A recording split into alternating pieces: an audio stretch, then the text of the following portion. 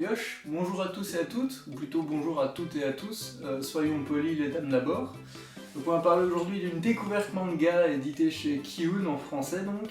Il s'agit de Golden Kamuy. C'est un premier tome très accrocheur, graphiquement ça m'a beaucoup plu dès les premières planches.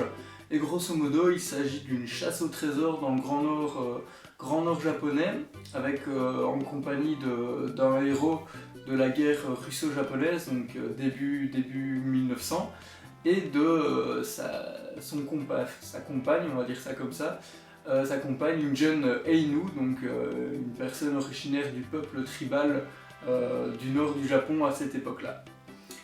L'auteur a fait énormément de recherches historiques, il s'est beaucoup renseigné sur cette période-là, et notamment évidemment la guerre Russie-Japon, mais il est aussi passionné de chasse, et d'après les interviews que j'ai pu lire, c'est ce qui l'a motivé pour écrire ce manga. Donc pendant tout le récit, il va nous gratifier de pas mal d'anecdotes de chasse très intéressantes, enfin intéressantes pour ceux que ça intéresse. Moi je suis intéressé par tout, donc ça m'a plu. Et donc voilà, il va nous gratifier de son expérience en tant que trappeur. Donc tout d'abord, on va commencer par présenter l'auteur, hein, comme d'habitude. Il s'agit de Noda Satoru. C'est son premier manga en Europe, enfin du moins traduit en Europe, j'entends. Son autre manga au Japon était Supinamarada. Pardon, j'ai eu un peu de mal à le dire. Donc il n'a pas énormément d'expérience en tant que mangaka édité, j'entends. Après, je ne sais pas s'il a travaillé comme assistant, je suppose que oui.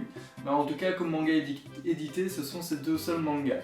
Donc un jeune auteur qui a encore ses preuves à faire. En tout cas, il est plutôt bien parti actuellement. Donc le manga, ça parle de quoi? Ça parle de Seiichi Sugimoto, qui est un soldat revenu du front avec la réputation d'être increvable, comme je le disais. Il a participé donc à la guerre Russie-Japon début 1900. Et voilà, il a été réformé après une, si je me rappelle bien, 2 ans de bataille, si je me souviens bien. J'irai voir sur Wikipédia et je vous dirai si c'est une erreur. Bref, donc il a quitté l'armée et il est parti dans les montagnes du Nord pour à la recherche d'or, tout simplement. Et donc c'est comme ça qu'il va rencontrer un compagnon qui va lui partager une histoire un peu étrange sur un homme, un Ainu justement, qui aurait rassemblé une somme énorme d'or, 75 kilos d'or, et qu'il aurait planqué quelque part. Malheureusement le mec s'est fait choper, il est en prison, mais il a tout de même trouvé un moyen de communiquer avec ses complices et il aurait tatoué sur ses co-détenus, il aurait tatoué la carte qui mène au trésor. Donc très vite, Seiichi, avec sa soif pour l'or, va accrocher immédiatement à ce récit et va découvrir que son compagnon est un tatoué, justement, qui s'est échappé de la prison. Très vite, il va évidemment essayer d'en apprendre un peu plus et malheureusement va presque y passer en combattant un ours brun qui passait par là. Je résume assez vite fait, hein, ça se passe pas exactement comme ça, mais c'est les grandes lignes. Et il est sauvé par une jeune Ainu, je ne sais plus comment elle s'appelle d'ailleurs. Bref, une jeune Ainu qui sera la deuxième héroïne du récit. Et voilà, le couple formé, et ils vont tous les deux partager le même but, trouver les 75 kilos d'or. Donc l'histoire décrite dans ce manga, comme je l'ai dit, se passe au début du XXe siècle, dans les forêts épaisses d'Hokkaido. L'auteur nous fait découvrir le peuple Ainu, un peuple aborigène qui était là 1000 ans avant que le peuple d'origine chinoise, si je me souviens bien, arrive sur les terres japonaises et engendre donc le peuple japonais comme on l'entend actuellement. Donc c'est une tribu qui était là installée bien avant l'arrivée des colons.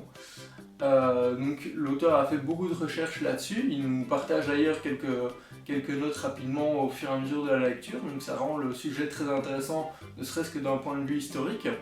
Après, c'est vite abordé, c'est pas non plus une œuvre qui va nous raconter Enfin, en tout cas pour l'instant, du moins dans le premier volume, c'est juste pour nous donner un contexte. Après, j'espère que l'œuvre nous permettra d'en savoir un peu plus sur ce peuple, qui m'intéresse déjà en tout cas. Pour le graphisme, le manga, moi, m'a vraiment sauté aux yeux. J'aime beaucoup le dessin de l'auteur, il est fluide, il est très bien détaillé.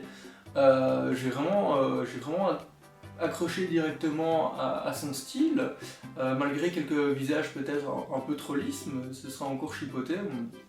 Je trouvais qu'il était vraiment très bon dans son œuvre. Au niveau du scénario, sur un seul tome, c'est un peu difficile de juger. Bon, comme je l'ai dit au début de la vidéo, c'est un tome qui est très accrocheur. J'ai qu'une envie, c'est de voir la suite, donc voilà, c'est plutôt bien parti pour un premier tome. Au niveau des défauts, pour l'instant, à part peut-être... je ne vois pas des masses en fait, à part peut-être quelques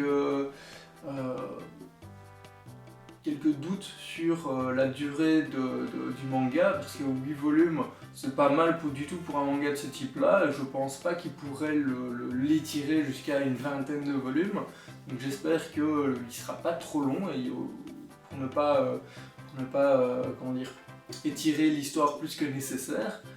Mais donc voilà, pour ce premier tome, il n'y a pas vraiment de défaut, si ce n'est qu'une lecture trop courte.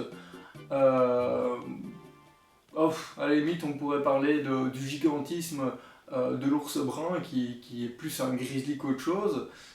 Faudrait que je vérifie, mais je ne crois pas qu'il y ait des grizzlies au Japon. C'est des ours qui, certes, sont imposants, mais pas de là à faire, comme le montre l'auteur, presque 3 mètres de haut dressés.